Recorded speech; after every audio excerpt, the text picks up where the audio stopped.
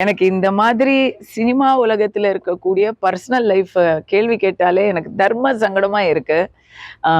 அத சட்ட ரீதியா அவங்க கேள்வி கேட்டாங்க. அதுக்கு நம்ம வந்து சட்ட ரீதியா பதில் சொன்னோம்.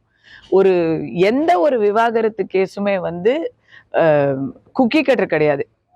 ஒரு ஒரு தம்பதியினருக்குள்ள நடக்கக்கூடிய வழக்கு, இன்னொரு இடத்துல அதே போன்ற வழக்கும் இருக்காது, அது போன்ற தீர்ப்பும் இருக்காது.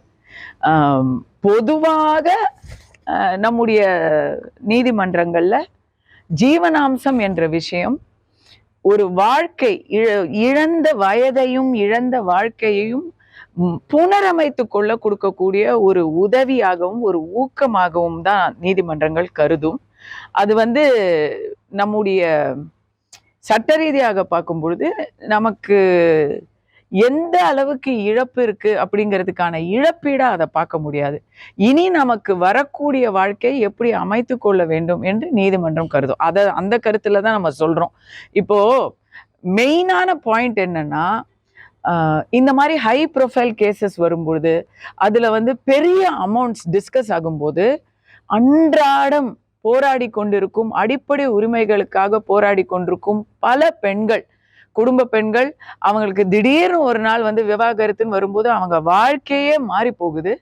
அவங்களுடைய வலியை வந்து நம்ம பேசுறது இல்லை. ஹை ப்ரொஃபைல் செலிபிரிட்டி கேஸை வந்து டெய்லி நீங்க கேள்வி கேட்குறீங்க. பட் ஒரு டைவர்ஸ் கோர்ட்டுக்கு நீங்க போனீங்கன்னா, ஃபேமிலி கோர்ட்டுக்கு போனீங்கன்னா அங்க அவ்வளவு கொடுமையான ஒரு பரிதாபமான கேஸ் எல்லாம் வரும். அந்த பெண்களுக்கான நியாயத்தை இப்படிப்பட்ட ஒரு சர்ச்சைகள் வந்து அந்த நியாயத்தை மறைச்சிடுதுங்கிறது தான் என்னுடைய மெயின் ப்ராப்ளம். இப்ப நீங்க கேட்கிற கேள்வியில இருக்குல்ல, 40 லட்சம் தான் நீங்க கேள்வியே ஆரம்பிக்கிறீங்க. எல்லாருக்கும் அப்படிலாம் வந்து கேட்க கூட முடியாது. அவங்களுக்கான அடிப்படை உரிமைகளை புனரமைக்கணுங்கிறத வந்து நம்ம மறக்க கூடாது.